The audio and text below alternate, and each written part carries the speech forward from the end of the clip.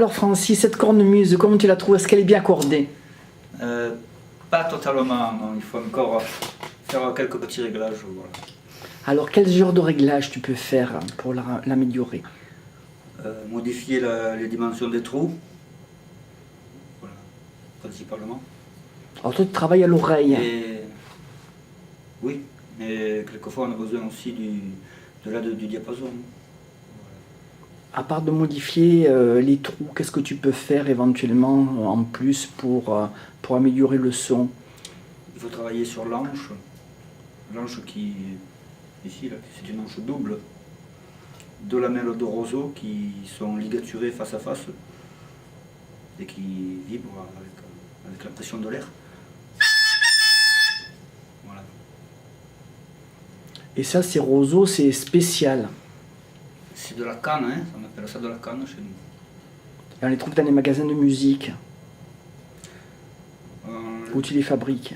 Non, je ne les fabrique pas, ce sont des cornemuses espagnoles que je fabrique. Et les anches, je les fais venir de Galice.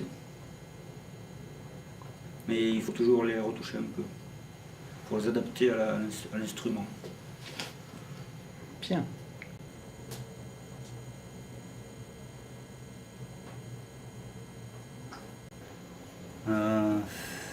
Tardivement.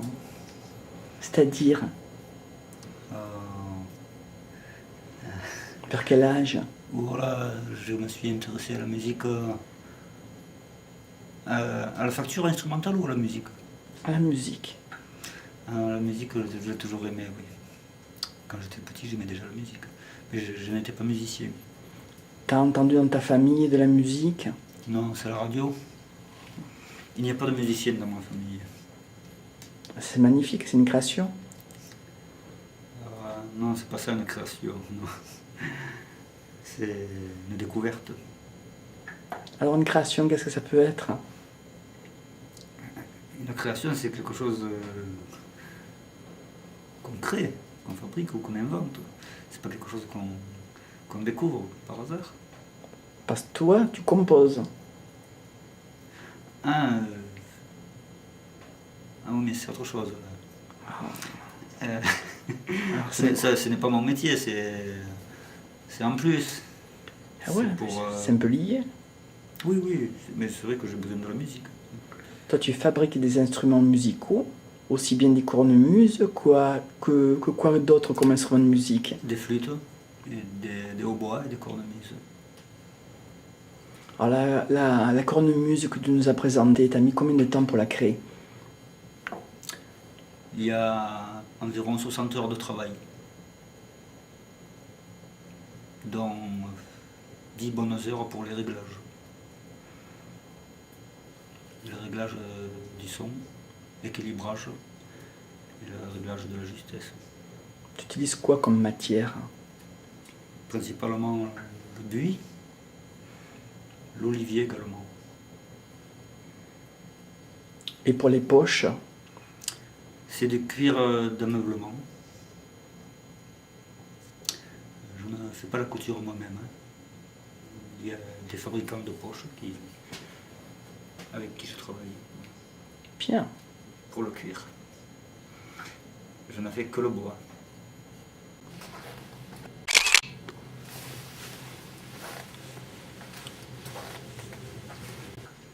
Oui, alors quand on veut fabriquer des instruments avant, on utilise les outils du tourneur sur bois, hein, tout simplement. Et il faut une scie à ruban, comme vous voyez là. Et puis le tour qui est là. Et qui doit avoir une longueur suffisante pour pouvoir percer le bois. Car on doit percer toute la longueur, il faut un dégagement assez important. T'as quoi comme formation? T'as une formation d'ébéniste? Non, je n'ai aucune information musicale, ni dans les métiers du bois. J'ai appris comme ça petit à petit. T'as une grande passion en tout cas. Ah, c'est un métier qu'on peut faire que par passion. Avec une lime ronde, je suis en train d'agrandir ce trou là. Voilà, pour qu'il ait la bonne justesse.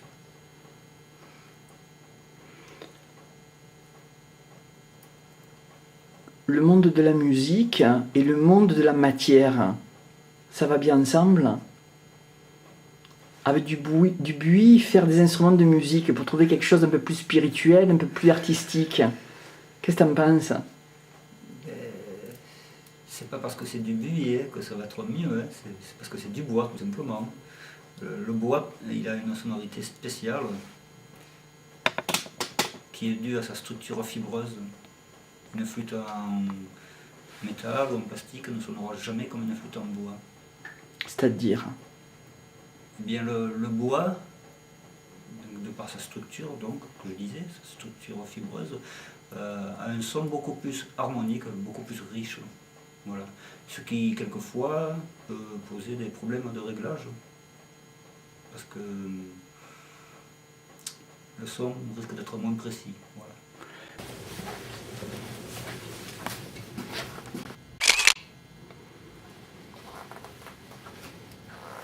Le son, c'est une note de musique, est composée en réalité de plusieurs sons, les uns à côté des autres.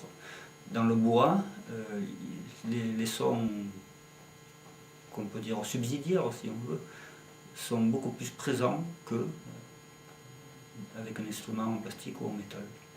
C'est vrai, par exemple. Ce qui enrichit la note. Mais quelquefois, justement, il y a trop, on peut avoir un problème avec trop de notes subsidiaires qui viennent gêner la note principale. Voilà. Donc un instrument en bois, c'est toujours plus difficile à régler qu'un instrument métallique ou en plastique. Je ne fabrique que des instruments avant. Je suis facteur d'instruments avant. Par rapport aux cordes, aux percussions, au cuivre, l'instrument avant, ça te parle plus? Comment ça se fait que tu fabriques des instruments avant? Non, c'est pas que ça me parle plus, c'est un peu le hasard qui a fait que j'ai eu un instrument avant entre les mains à un moment où je cherchais à faire quelque chose de mes mains. Voilà. Ça aurait pu être un instrument à cordes. Bon. C'est le hasard qui a fait que c'était un instrument avant. Oui. Alors, quelles sont les étapes? Et ce sont des carolets de buis que j'ai percés et que j'ai tournés sommairement. Autant, Francis, le carrelet de buis. Ah, c'est parce que je perce en série. J'ai des mèches spéciales pour percer maintenant, qui fonctionnent avec de l'air comprimé. Et donc, préparer tout le matériel pour percer juste 2 ou 3 flûtes, c'est une perte de temps. Donc je perce en série. Donc, tout le buis est percé transversalement, tout à l'intérieur. Longitudinalement, j'ai fait ce qu'on appelle la perce. Et donc on perce sur le tour. Et ça, on va le voir, pour de vrai. Bien.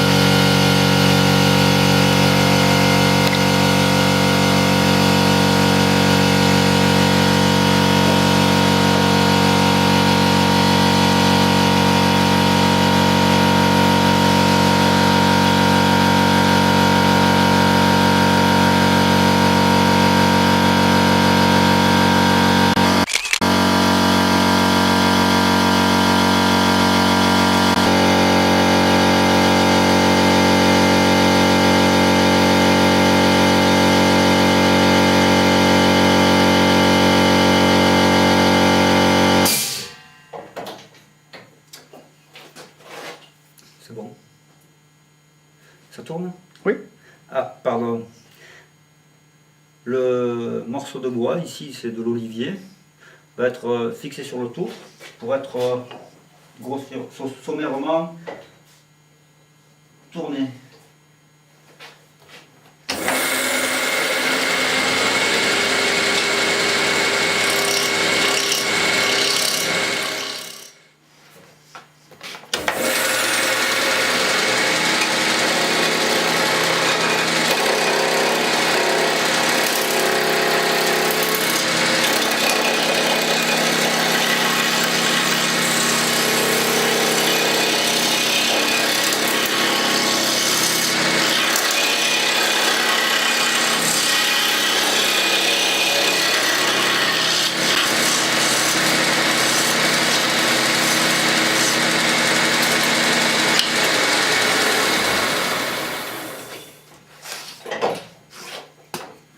Cette opération, ça s'appelle comment, Francis? Je l'ignore. Je ne sais pas comment on appelle cette première opération. C'est faire une ébauche. Un ébauchage. C'est bon.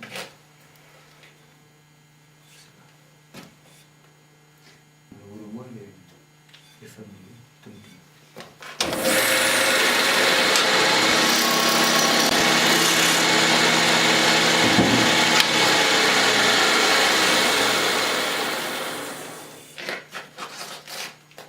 Donc le morceau de bois est dégrossi là. J'enlève le porte-outil. Je vais placer la lunette à la place de la poupée.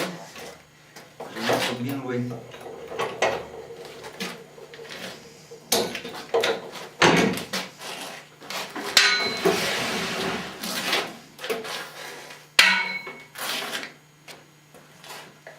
La lunette, c'est un roulement à billes, tout simplement, sur le support, dans lequel va s'engager le bois. On va pouvoir tourner, fixer par là. Il faut faire demi-tour avec la caméra. Tu es ici maintenant.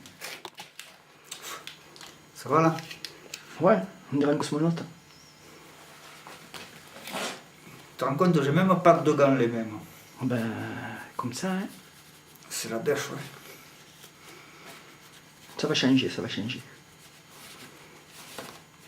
Ah. Alors pour percer, il existe maintenant une méthode high-tech avec une mèche à air comprimé que voici.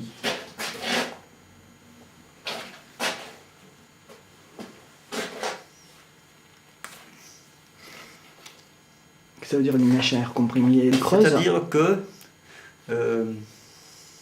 tout le long de la tige, c'est creux.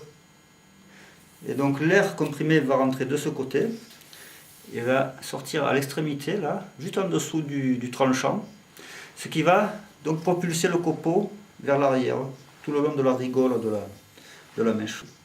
C'est pour ça que je mets les gants et les lunettes, ça projette très fort.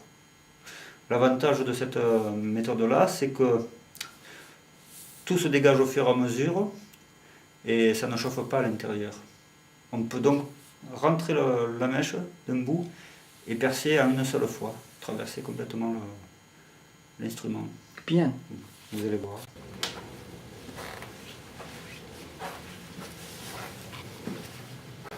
Ces mèches-là, elles existent depuis une dizaine d'années quand même.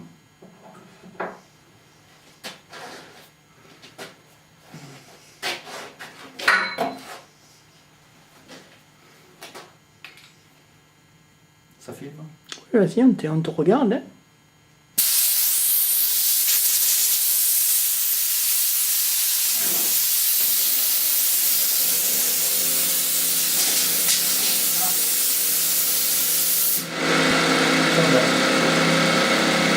Il faut faire un avant-trou quand même à la fourmi. Vas-y, vas-y.